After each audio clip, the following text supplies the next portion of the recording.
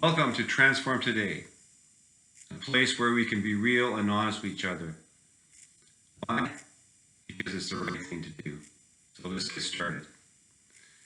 So this is the second video in this whole idea of, meeting once a week in this format and using that little catchy title. I hope it's catchy for you. It's kind of catchy for you. Transform Today. Make it real. And I'm not sure how it's all going to develop. These kind of things seem to be taking a lot of fun of their own sometimes. But I thought I'd start these videos with just trying to really reach out to you, and we can't meet in a coffee shop. We can't meet, necessarily the way we used to meet at this time. And that's my favorite place to meet people, is usually go out for coffee or something like that. But maybe by just sharing some things that are interesting in our lives, maybe even some difficult things if you wish to do that, and I will do the same thing to you. I just want to be, like I said, real and honest with you. Social media has a way of putting a veneer over people's lives, and this is not the point of this video. So something interesting to start off with, and you can just add that to the comments of the video. If you want to interact and engage, that'd be fine. I'd really appreciate that. If you're not, that's fine too. It's whatever you feel like you want to do in that sense. So something interesting about maybe my life is I'm a hockey fan. I've been a hockey fan since I was a kid. And one of the cool things about being a hockey fan, people kind of know what to get you for gifts sometimes. And a while back, a number of years ago, I don't remember exactly when, my wife gave me this wonderful gift, and it came in this box like this, a very nice looking box.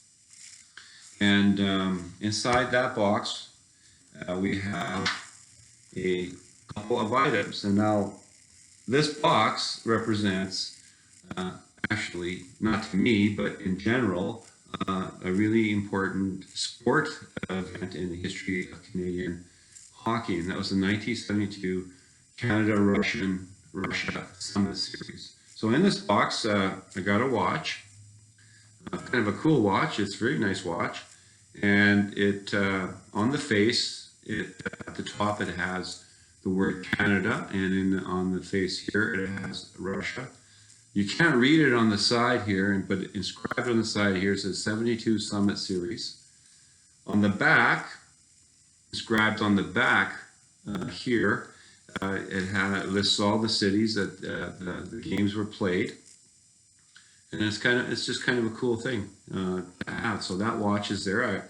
In fact, I was wearing that today, but I wanted to take it out of the box for you. It also includes a limited edition collector card set. That's a pretty cool thing, at least for this hockey fan. So in that card set, I just want to show you a couple cards. Obviously, it has a card there that has a picture of all the team members. But what's interesting about this collection here, there's a couple things, but I just want to point out one thing. If you look over here, you'll see the two goalies are at the front row here. This is Ken Dryden, right here. Right next door, or right sitting next to him, is Bobby Orr. It even says that right here on the back here on the nominal roll. Bobby Orr sitting right beside Ken Dryden. And then the whole package of cards, there's no Bobby Orr card. There's every other player that played there, but no Bobby Orr card. I find that interesting, because Bobby Orr didn't play at all during those series, as far as I know. But there was a hero in this series, and pretty well every Canadian, maybe even non-hockey fans, would remember this gentleman, Paul Henderson, who scored the winning goal to clinch the series, and Canada became the champion. On the first 72 Canada-Russia Summit. So I thought I'd just start by sharing that with you. I hope you like that. And if you're not a hockey fan, well, maybe one day we'll introduce something that might interest you. I'm not sure. So want to talk about something that's relevant today, something that maybe we're all dealing with. Not a matter of fact, just you and me here watching this video or listening to this video or watching the video, but to the world, this coronavirus. That's something that you can't miss. You get up every morning, you hear about it on the news or however you go about your day. So I just want to ask one question that I think is relevant to this time. What are you hoping for? And we all have our kind of hopes that this, as this pandemic is dealt with, and we can carry on with a different kind of life than we've been having in the last few months. What are you hoping for? What is the hope for you even in just these short weeks ahead of us, just the summer months maybe? Maybe not too far downrange. Imagine many people are hoping that everyone who has coronavirus gets healed. I hope for that too. I hope that they find some sort of vaccine or some way of treating it. I hope for that too. But what do you hope for? Ask yourself that question. What do you hope for? Now, I'm a Christian. I actually I'd rather call myself a follower of Jesus Christ. And so my worldview, if you're not a Christian, if you're not a biblical Christian, whatever you think a Christian is, whatever, if you're not one of those, if you're not following Jesus, if he's not your Lord and Savior, you have a worldview. I have a worldview. Mine is a biblical worldview. And often when people hear someone say that, they think, oh, you don't believe in science. And no, it's not about that at all. A worldview is how we see the world and how it's organized and how we cope with the events in the world. And particularly right now, how I cope with coronavirus. I can ask the same question about myself that I'm asking of you. What do I look for in the next months and ahead? And I ask that of myself as I'm asking that of you. And I think of another fella in the Bible. He's been gone for a long time, and his name's David. He was the king of Israel, anointed by God to be the king of Israel. And he asked that question. In one of the Psalms that he wrote, Psalm 39, he says, "But now, Lord, what do I look for?" Different context, different time, absolutely. But he was asking the question that I'm asking of you, I'm asking of myself. And his answer was simple. My hope is in you. My hope is in you, God. And as I look forward, as I cast my eyes down into just a few days and weeks ahead, because we don't know the future. We're finite. We do not know the future. God knows everything.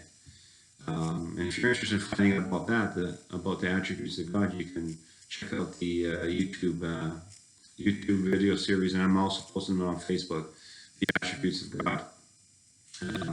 But anyways, the question is, what do you look for in these days ahead? What do I look for in these days ahead? And King David asked the same question, what do I look for? And he said, my hope is in you. My hope is in you, Lord. So there's the question for you. That's the question of the day.